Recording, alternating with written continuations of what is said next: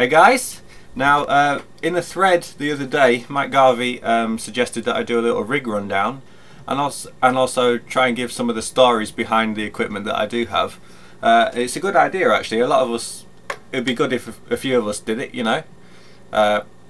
Interesting to hear what gear they've acquired and why and how and etc.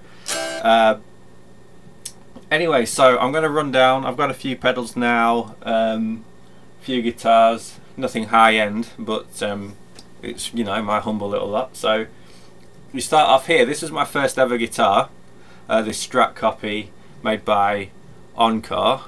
Okay, it's a really awful, terrible, cheap guitar. You can't really play much on it at all, but it was one of those ones that was, you know, dirt cheap. It came with this amp. That's my first ever amp. It's custom, was it 10 watts? And came with a tuner and a video on how to change strings and read tab, just from like Argos, I think, the Argos catalogue. And this was like my Christmas present when I was about, I was 16, just about to turn 17. So that's how long I've been playing. Work that out. Basically, I saw The Song Remains the Same DVD by Led Zeppelin, and I thought, wow, I need to play guitar now. The whole lot of love, improvisation at the end. Oh my god, that's just still one of the greatest things I've ever seen, and since I've been loving you. And then I also was starting to get into Slash at that point, and I just wanted a Les Paul so bad. I still do, but anyway, we'll get into that later. So this was my first guitar. It's really terrible. I mean, it goes out of tune after, you know, like a minute. The trem is just horrendous. I mean, just doing that there, I've probably detuned everything. Anyway, and also when you switch just to the bridge pickup, well, I'll let you hear it. I'll use my nice first amp as well. So, oh, lovely.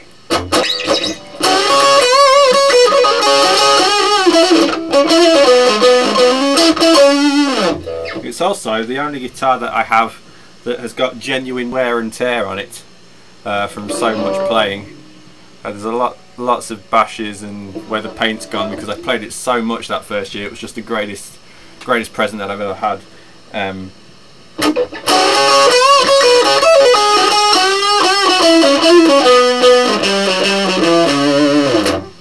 Okay, so that is on the bridge pickup and the middle pickup. If I switch it to the bridge just alone,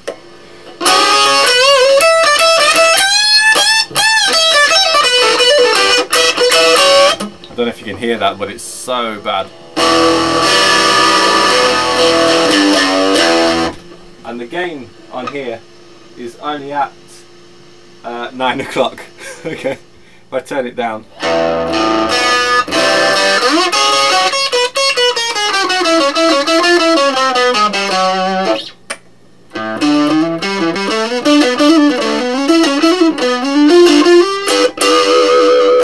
I'll give you an example of this nice trem.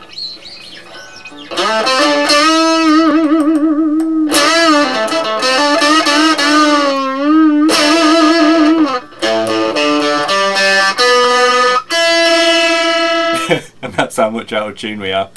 Anyway, so that was my first ever guitar. I wouldn't sell it because, you know, it's the first guitar.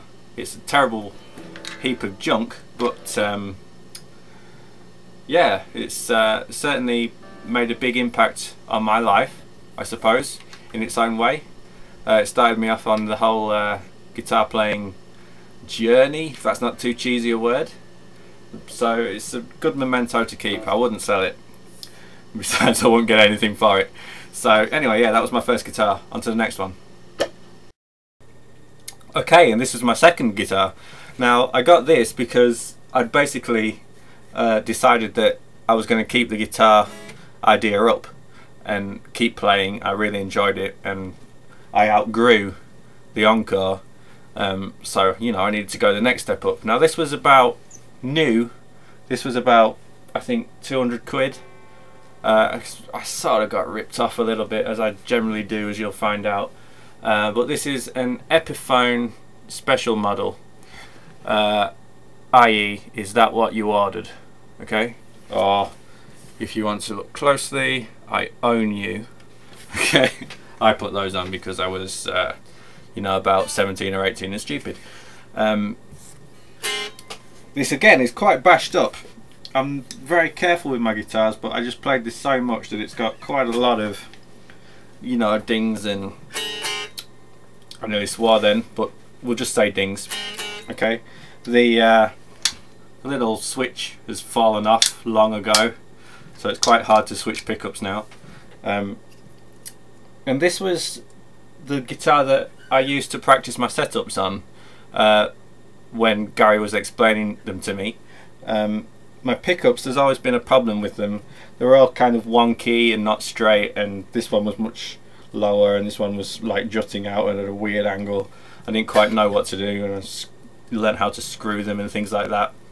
But yeah, I just got this from a small little store in a shopping centre nearby, and the guy assured me that it was the greatest guitar in the world ever.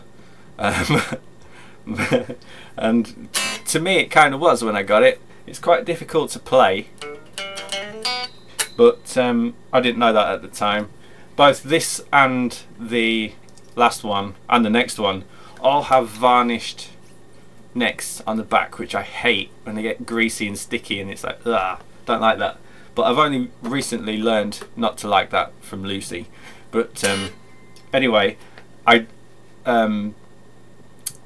got tired of the guitar I got after this, so recently I raised the action on this to make it slide. Now I raised it a lot, don't laugh, I mean I raised it ridiculously. It's almost impossible to press the strings to the frets now. You know, I made it so high, but it's fun. I used this for the One of These Days video with Mike. It's still in opening tuning for that, so.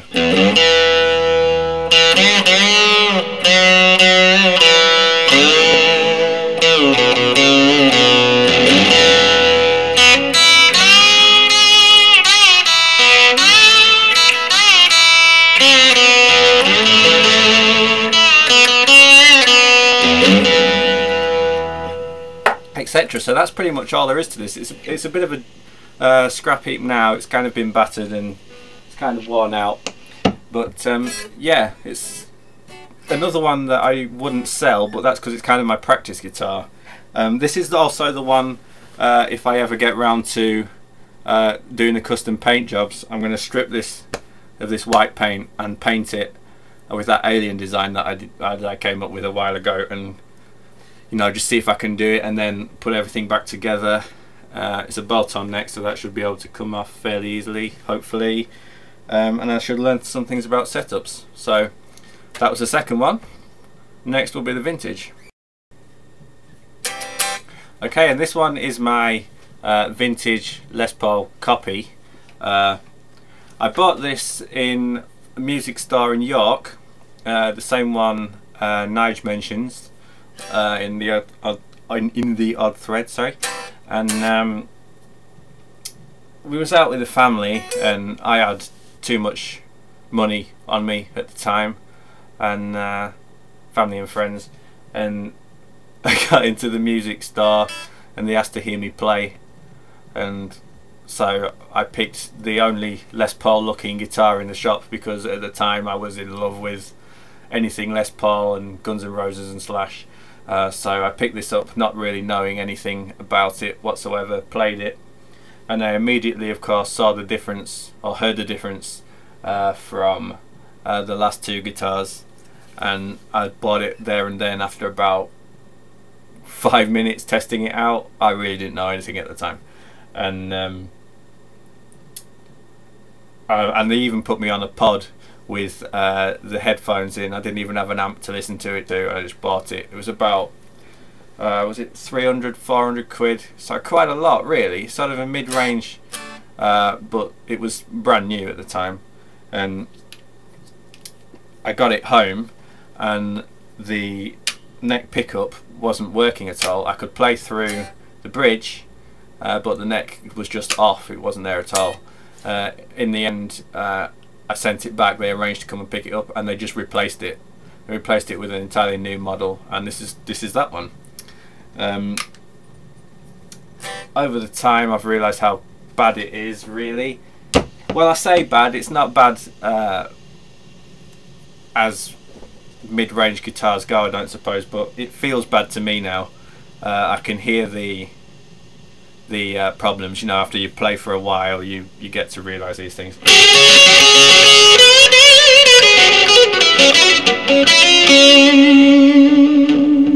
See, that's the same volume setting. I've just switched that straight on from the second guitar, and you can see how much louder it is, more powerful.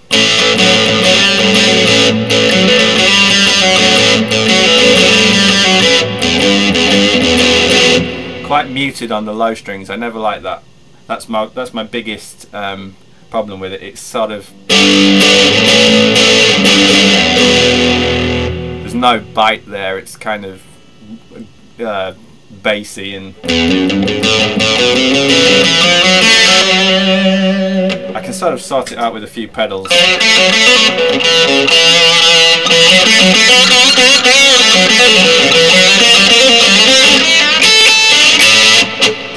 But overall, I kind of outgrew it. Now I'm ready for a proper Les Paul, I think. So I get something that I can tell what's working and what isn't working, how my playing works. See, I've only ever used like cheapish mid-range guitars like this. So when I go on Vanderbilt and everyone's talking about the specifics of top of the range guitars, and you know, the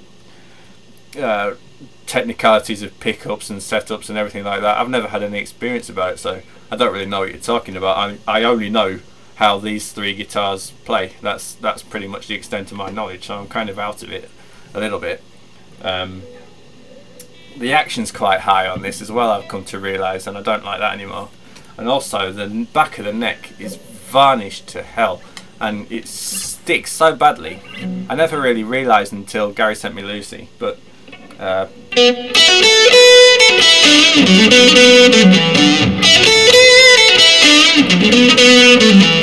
can't even play this anymore. It's so much different to the telly. But and the neck's really wide as well. It's big and fat, and it's like a lump of lead. Not my thing anymore. I think if I'm going to sell any, this will be the one that's sold, and then I'll save up for a full Les Paul. Not my favourite guitar anymore, but it certainly had a lot of love poured into it over the years. I mean, I was playing this from the time I got that EP to the time Gary Sent Me Lucy. So it's had a lot of wear and tear gone into it, but it looks almost pristine. There is no, oh, maybe there is a little slight dent there, but it's almost brand new, apart from a slight wear on the pickups, but that's normal, I suppose. Anyway, that's about all I can think to say about that.